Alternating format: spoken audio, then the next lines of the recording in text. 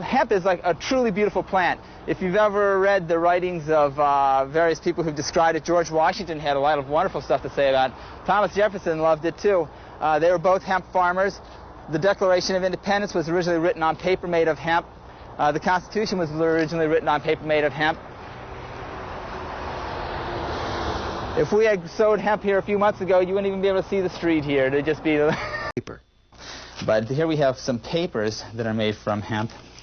This one is, you see, just to give you a difference, this is like almost like a wood pulp here. This one, on the other hand, is a real soft paper you can use for wrapping paper for tea bags and things like this, like for straining, or for coffee filters and so forth.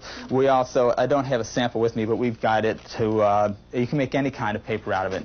So your basic print runs. In fact, this basically, I would say that this piece right here demonstrates to you exactly why marijuana is illegal. Because William Randolph Hearst, like I said, he had gotten the permits to cut down the trees in the northwest United States to make paper.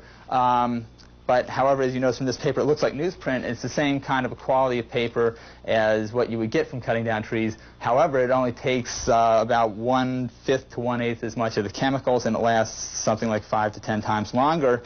And it's just as recyclable and just as good in every other way. And you don't have to cut down any trees for it at all. And so Hearst realized that if there was something else out there that could do all these things without cutting down trees, that a lot of people wouldn't want the trees cut down. And so therefore he had to eliminate the one thing that could come between him and being able to make those millions and billions of dollars by cutting down and deforesting the northwestern United States.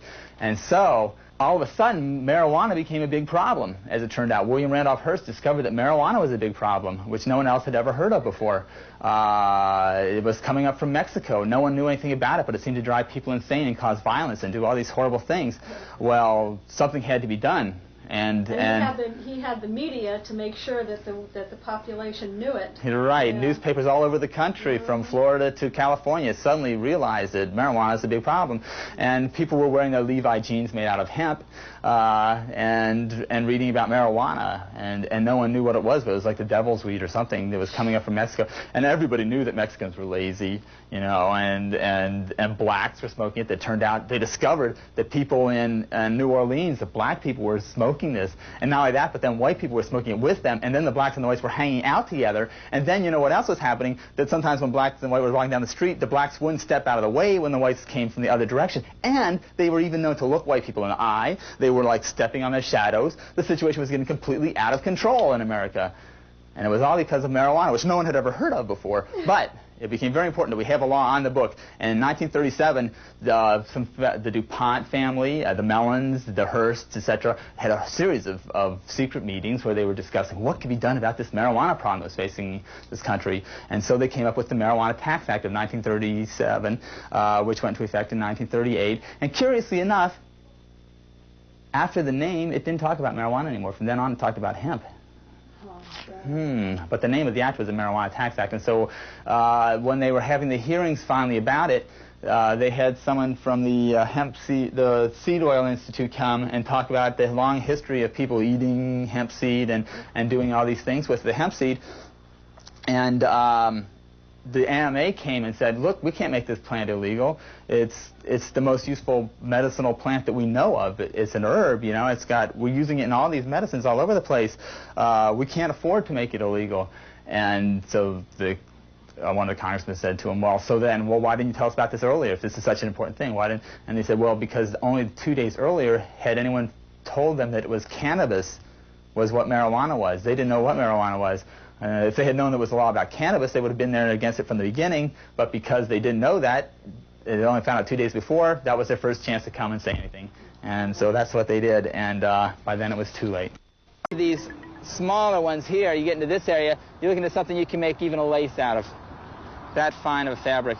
Like I said, they say you couldn't tell the flax from the hemp, and right now they're making blends of hemp and silk that are supposedly as good as silk. You get a little bit of the fiber here to see how this all works. It comes apart.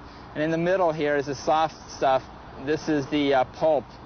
If you're going to make paper, this is what you want. This part in the middle here. If you're going to make fabric, you want this part. Okay? Now, if you're going to do paper, you also want a lot of pulp. And so this is the kind of a stem you're looking for, something nice and thick. The branches are spread out a little bit more so.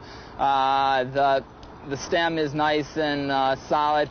You just want as much mass as you can get, especially if you want to go into the energy thing, which is if you want to do biomass. This is a way of replacing fossil fuel by using organically grown substances. It solves a number of problems. It reduces the amount of sulfur because there's no sulfur in these plants. So you won't get sulfur dioxide, meaning you won't get sulfuric acid, and you don't get acid rain.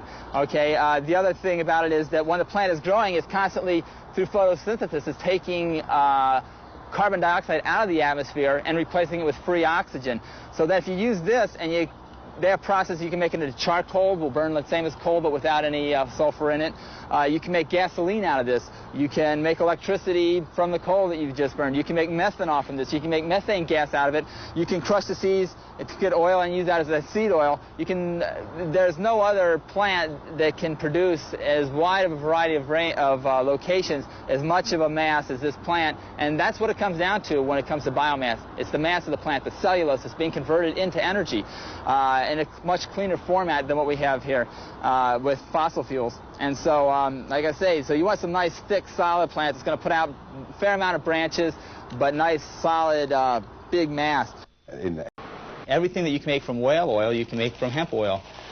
And so the parts of the world where they're killing the whales right now because they need these different products, they could actually be satisfied 100%, and all the whales could be saved, except for primarily what happened is that there's a treaty that was forced upon the world by the United States in 1961.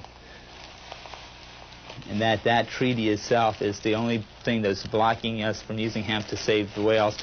The other thing that you would say, well, people they kill whales also to eat the meat, but there's more protein in this bag than there would be in a slab of cow or of whale, and then all you need to do is flavor it. You could process it and texturize it to where it would have the same consistency as the whale meat, and then you just flavor it, and that takes care of that other problem. And now you're going to tell me it's better than ice cream, too. Well, actually, what you can do is you can take hemp, make it into tofu, take the tofu, make it into tofuti. It's up to people whether they like tofuti better than ice cream, but you can accomplish the same thing, essentially.